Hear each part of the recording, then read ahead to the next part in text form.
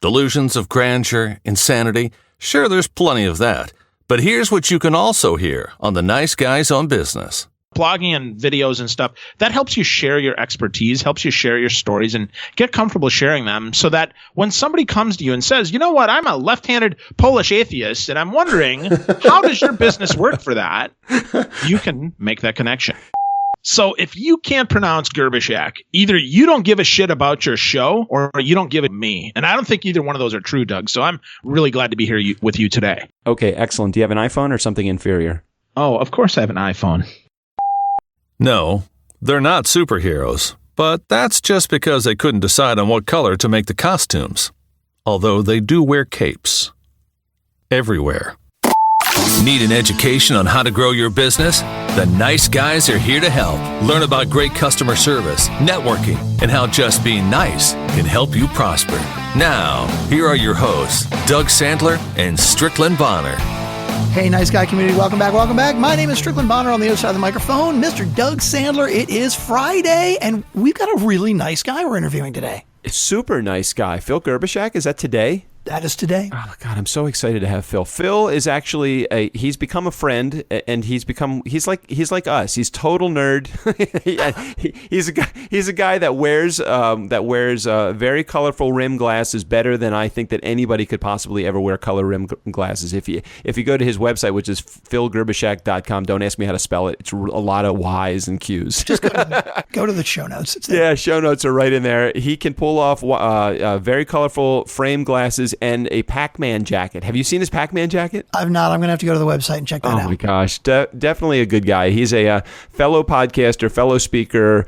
He's part technology guru, part social selling expert, part connection and relationship builder. He just understands what you need to do in order to really, really, really build your brand and build your business, and he does it in a fun way. He's a fun-loving guy. He's a really nice guy, and I think you'll really enjoy this interview. Before we get to the interview, though, can we spend just a half a second talking about Overcast and exactly what people need to do? Can we spend half a second talking about anything? No. We can spend like a minute talking about Overcast, but yeah. All right, let's talk about Overcast. So, Funkin' fans, Nice Guy community, here's what we need you to do. If you are listening on Overcast, and we know 93.7% of you are, to be exact, if you're listening on Overcast, please go to the app right now while you got us here, and click on the cover art. Right behind the cover art, there's a little button that says Recommend, okay? So if you click that Recommend button, a gold star will now come up, and that will help us. It will help us get past Tim Ferriss, who right now has been occupying the #1 position on Overcast for about the last 17 years, or however long Overcast has been around. You know, in the business category, we are #2, and we are solidly at #2 for probably the last month or so, but we want to be #1. We just want to show people that we have the ability to be #1. Also, I would like to be able to use that against Tim at a future date when he doesn't, he actually figures out that we are human beings and people.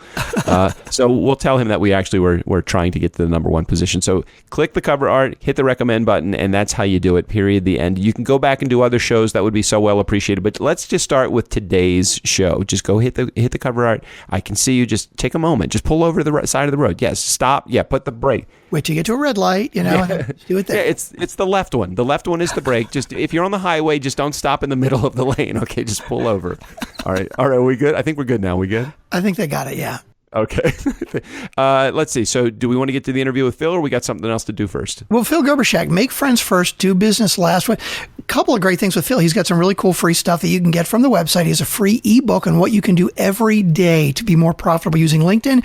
He also has a free webinar on how to connect to virtually anybody on LinkedIn. And then he's got a new program coming out in March called Connections to Conversions.com. So all kinds of stuff in the show notes. Before we go, we do have a sponsor today, Miss Julie Reisler. Yes. Get a PhD in you. Love this book so damn much. All right. If you got, we've done the interview with Julie and we've talked about the book before, but I just really like it so much because you know me, Doug, my whole thing is perception is reality, right? Yeah. Okay. And people you don't realize what blind spots you have to yourself because you think you know yourself, right? Like, hey, who has known you longer than you? Nobody, right? But you are totally blind to yourself because you can't step out of yourself and see yourself as someone else. And Get a PhD in You is such a great way to get introspective and to figure out where the blind spots are, that there are things that you're doing wrong and costing yourself money or causing yourself pain that you don't even realize. And the book can help you figure that stuff out. Let's just talk about just a couple things that are inside the book. 3 powerful practices, 12 breakthrough sessions, 65 investing in you activities. And you don't even have to take our word for it, because although I know that you guys trust us because we would not lead you astray, how about Hal Elrod, the #1 best-selling author of The Miracle Morning? He says Julie nails it. The best investment you will ever make is an investment in you, because you are becoming because who you are becoming is more important than what you do. And it's so true. It is so true. So getaPhDinYou.com. We'll put the link in the show notes to get to Julie's book, to get to all those powerful lessons, 3 powerful practices, 12 breakthrough sessions, and 65 investing in you activities. I don't even know 65 investing in you activities, and Julie created all these on her own. Very cool. Such a good book. Such a good book. So Julie Reisler, Get a PhD in You. You can get the show notes. You can click the show notes and get there. I think she does have a free chapter or 2 on the Get a PhD in You website as well that you can check out before you even spend the money. So we're going to get quickly to the promise statement, which is to provide a learning experience that is entertaining and adds value to your life. Please let us know if we are not providing that for you. You can text Doug, or you can reach out to us on Twitter at DJ Doug, or I am at Nice Guy on Biz with a Z. We are proud to be affiliated with the C-Suite Network. Does that cover everything, Doug? Do we get all the business out of the way? Yeah, gosh, Strick. This introduction, this whole part here was not the normal shit show that Phil does something to us. It must, he just is that networking superhero. So he's the guy that inspired us to not fuck up just as quite completely as we normally do. Oh, we're good. Yeah. Can we edit all that stuff out? No, we're getting to learn it now. We're kind of getting good. Yeah. We're figuring it out. It only took us 325 episodes. We're getting there. Is that, you don't have any idea what episode this is, do you? No, not off the top of my head. It's around 320, 325, something like that. So you realize, well, we're going to talk about this on Tuesday's show coming up. Exactly. We talked about it already, apparently, on Tuesday's show. What specifically do we talk about, Doug, on Tuesday's show? We talked about I know, I can hear you feverishly writing notes. Exactly. As I say that. Well, we'll review it another day. How about that, Strick? Well, no, I'm okay. I just want to know what it is that we did talk about to make sure that we are going to did talk about it. I was just making sure that what we did cover, which of course we had already covered, is the fact that we have a goal in 2017 of 1 million downloads. And I use that not in a tongue-in-cheek manner, but with all seriousness put into the equation, is I think we're going to be at 1 million downloads by the end of 2017 if we just continue on this trend. I like it. But we talked about that on Tuesday. So we're all good. Let's get to the interview today, which is Mr. Phil Gerbyshak.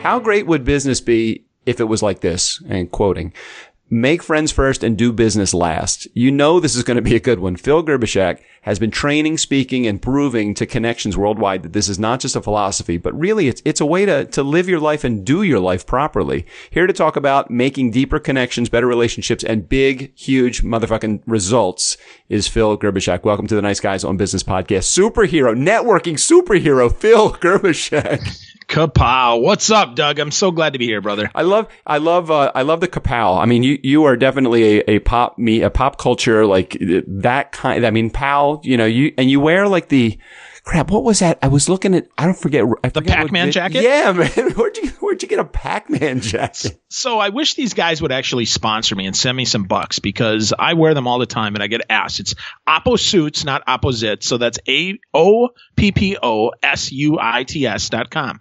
Opposuits.com. The Chicago Cubs actually wore them at some of their press conferences. But I tell you, I will not cost as much as it would to have the Cubs be your sponsor. So Phil Gerbyshak, official sponsor of Opposuits. Oh, I love it. I love it. Hey, so I've watched you on stage on YouTube. I can't wait to get to see you personally, because I know you're probably just as good in person as you are on your YouTube videos. So I've watched you on stage. You're an entertaining guy. It's almost like I see you as a 6th grader on stage breaking it into song. I mean, was that you?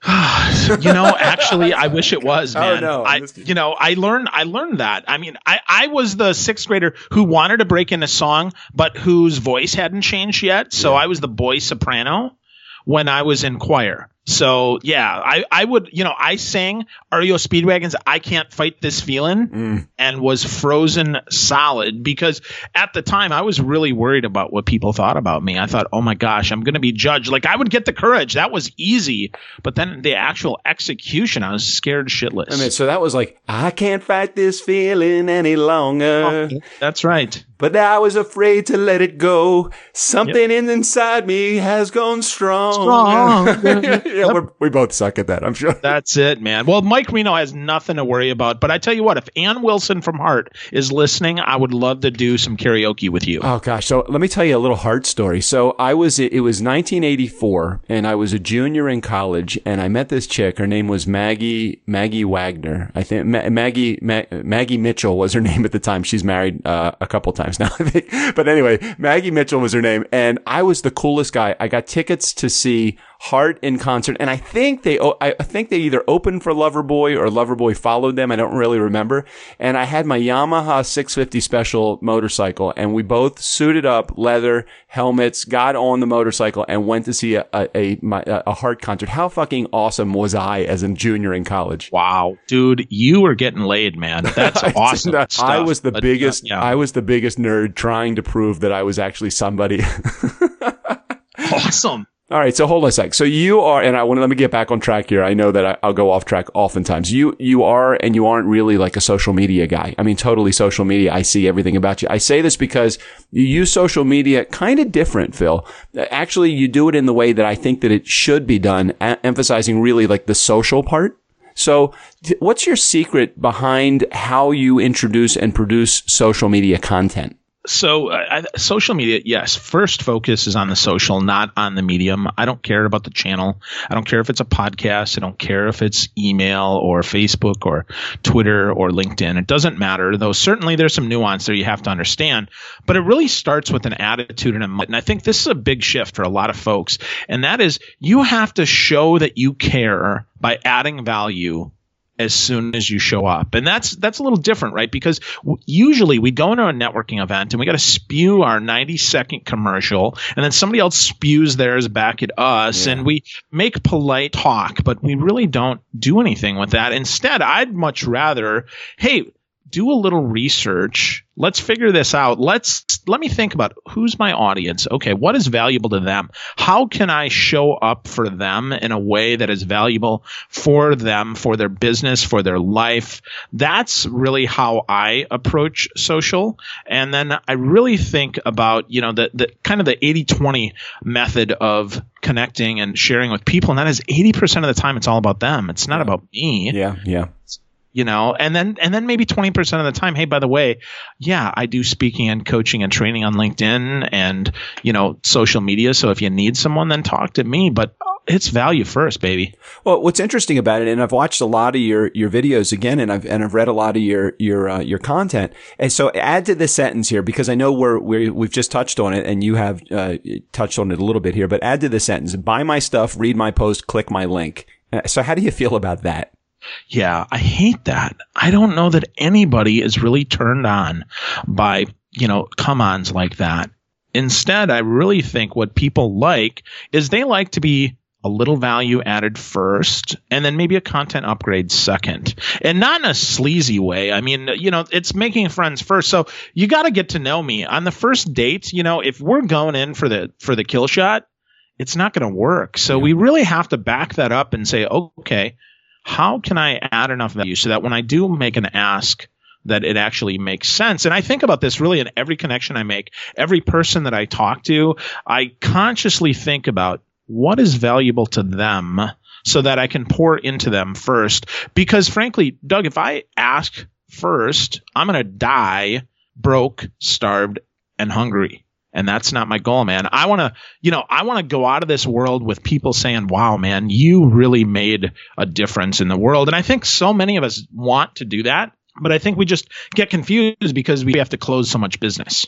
All right, so take me from the other side of it then. So that's some of the things that you want us to do. So what are some of the common mistakes that people make? Because oftentimes we tell them, hey, go in this direction, do this, and take this action, and you'll be fine. But people sometimes have a hard time of seeing, what's the expression? You can see the splinter in somebody's eye, but you can't see the forest in your own. So share how it is that people are, and what these common mistakes or a mistake that people make on social media. Yeah. So the number one mistake I think people make is they really think that just yakking content out there is enough. We hear about content creation, content curation, and we think that's enough. And the thing is people don't need any more information.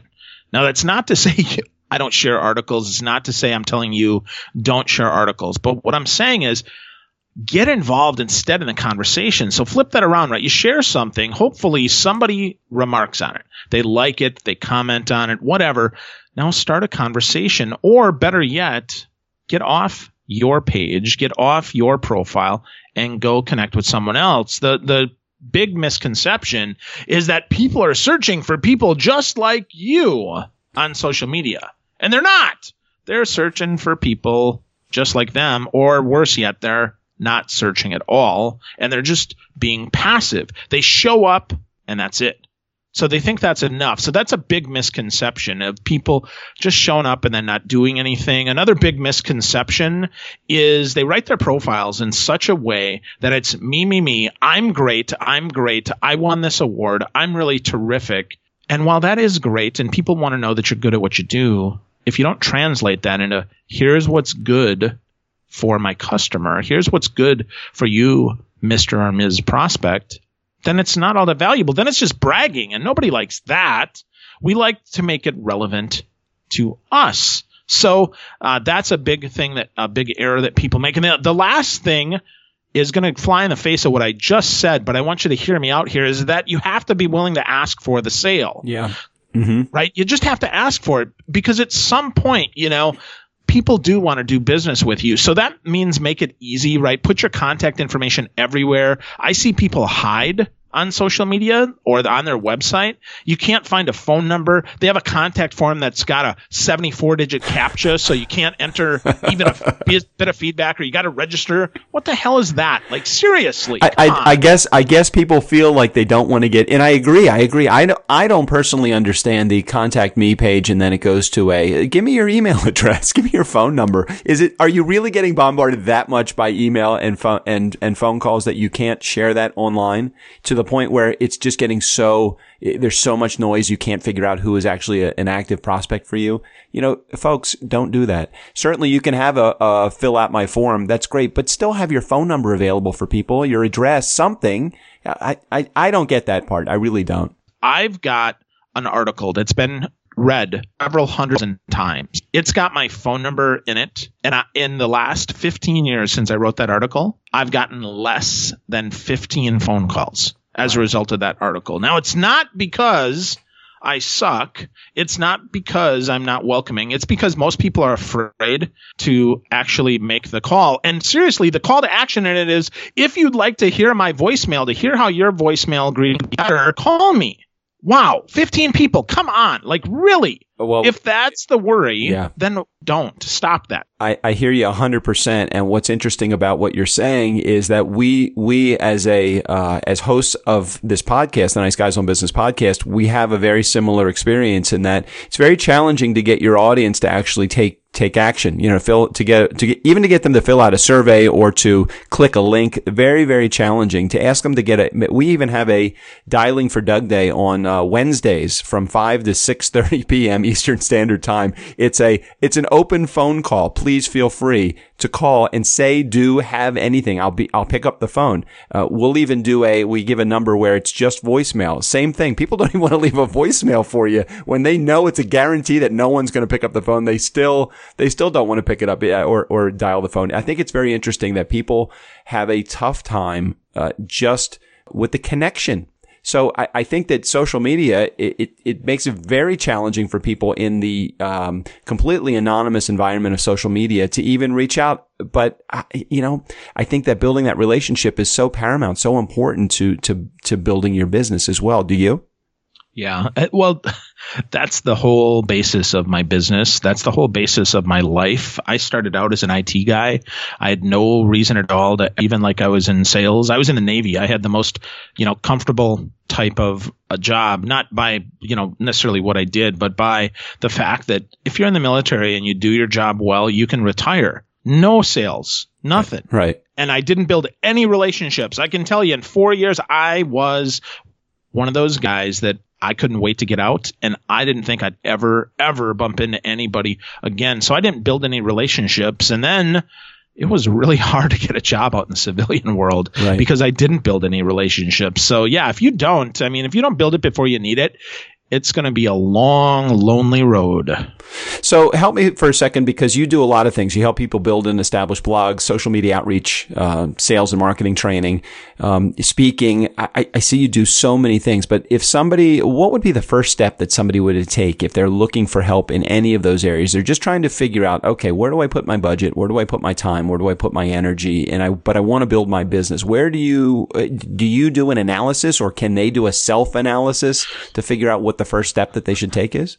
No, I do some analysis, right? But as far as self-analysis goes, you just need to ask yourself, where are your customers? And then what assets do you currently have? And is that customer focused? So that starts with your website, right? The easiest first step, create a website with a blog and start cranking on some content. I don't care if you do video and you do Facebook Live and then you share those videos back on YouTube and then through your page. That's great. Right. I don't care if you do podcasts like Doug and I do. That's fantastic as well. Or if you just write articles, or if you just curate articles and then have some commentary about them. That would be where I would start. And then from there, then see what feels the most comfortable. Or you might say immediately, holy crap, this is just way too much. I need to hire someone for that. That's cool too. But I would say, start on your website and then think about where your customers are, and that's where you need to go. I mean, because it is different for everybody. If you're, if you're just out there to be out there, you don't have a strategy, you don't have anything like that, it's going to be a really hard road to hoe because you're going to flail in the wind and nobody's going to come at you. So build up that website and then know where they are. And then third, and maybe even most important of all, even if you don't do any of this other stuff, start writing some articles and share them via email. I mean, MailChimp and a lot of those mail services, they will create a landing page for you for people to sign up. If you want to see what this looks like, just go to positivelyphil.com and take a look. It's super simple. Like, here's my name, here's my email address, and then here's the promise that I make to you. And then I send an email every day. That's it. So you can start there. It's not that hard. And it doesn't take that much time, but you have to care. You have to care about your folks. It sounds like what you're creating in providing that information, that content. It sounds like you're building an expert. It sounds like that's the area. And again, I'm focused on the stuff that I think that I've done over the last couple of years and few years in building my business and think about what was I trying to accomplish, and what I think overall I was just trying to be an expert in my space. Is that something that you get to from all of the things that you just mentioned? Maybe, but remember that you're really building expertise more than building an expert. Oh, that's true. Right. So you're sharing that out there. It doesn't matter if you're an expert or not. If you're one step smarter than your customers, you are someone that has some value. And if you think about things methodically and you're like, okay, well, how do I do this? What do I do? What's the process when people do business with me? You then do become that expert. But, blogging and videos and stuff, that helps you share your expertise, helps you share your stories and get comfortable sharing them so that when somebody comes to you and says, you know what, I'm a left-handed Polish atheist and I'm wondering, how does your business work for that?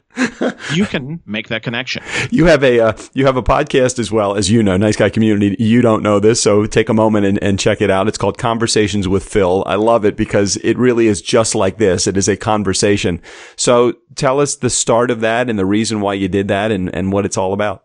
Sure. So Conversation with Phil has been around, I don't know, about 8 or 9 months now. I tried and failed to podcast many times. And I think that's pretty typical. I read a stat that says the average podcaster does less than 10 episodes and gives up. I know. It's crazy. It's crazy. Yeah. We're on, I think you're going to be like 315. Sweet. Awesome. Something like that. You're right, though. I don't understand that. You give up so early. What happened? Not you, but one gives up so early. They didn't even have a chance to get an audience. Well, I think it's because they don't get an audience, right? They forget that the first time that you do anything, you're basically begging for people to listen to it. So hopefully, you've had some success offline. And so now you can just send an email to some of the folks that say, hey, Doug, you might be interested in my podcast. I just had a conversation with this really smart person, and I think it would add value to you. And that's how you get people to listen. So that's really what it is. I mean, I think conversations are the most important thing. I've seen so many hackneyed podcasts that have this formula. Here's 14 questions I'm going to ask you, and you better prepare because I'm going to get to every one of them, and I'm not going to pay a damn bit of attention to what you actually say. And that's just crap. My co-host and I were having a conversation this morning. He usually calls me as he's driving to that job, the thing that I don't want and I haven't had in about 20 some odd years. And he's saying to me, he's like, the way that you're doing the interviews now, you're listening to the answers and then you're responding to the answer. I'm like, isn't that what it's fucking all about? Isn't this a conversation? Should I have the 17 questions and then don't listen to the responses and just move on to the next subject?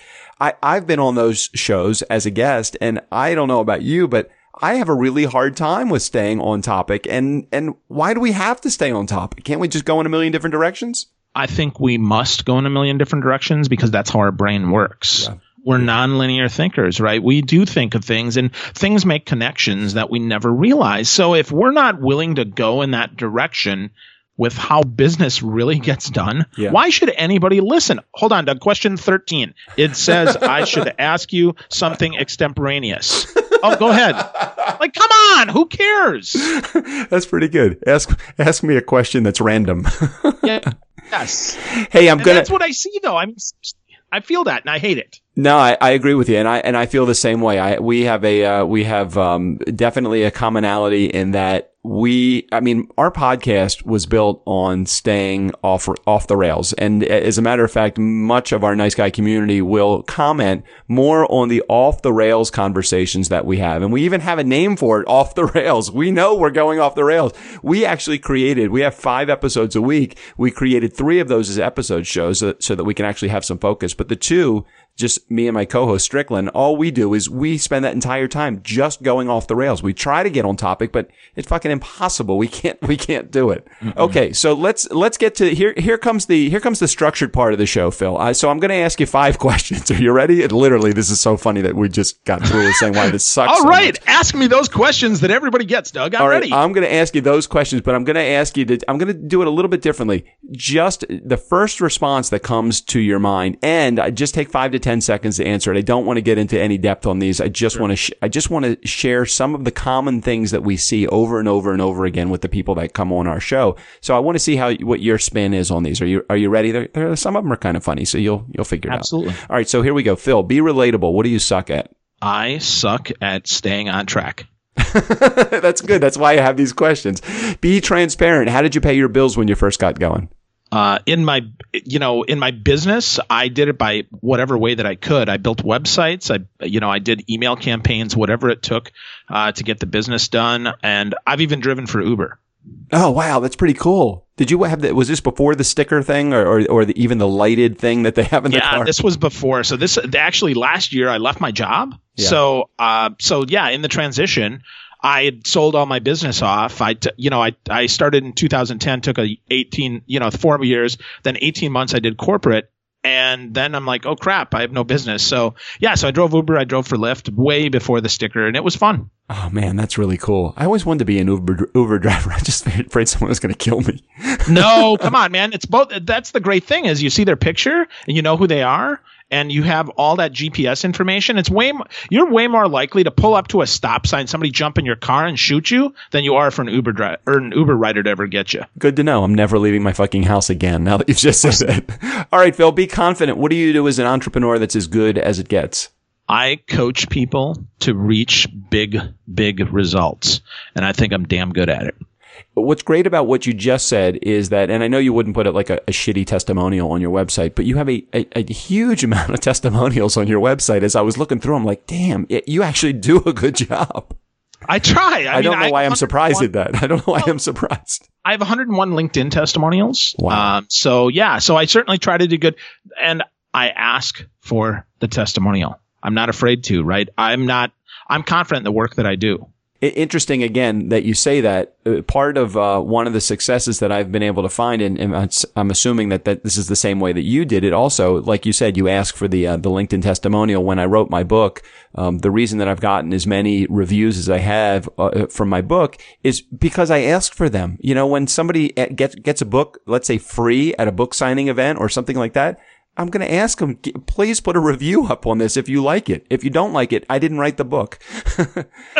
Tell me. Don't tell anybody else. Tell me. Don't say anybody else. Right. Be humble.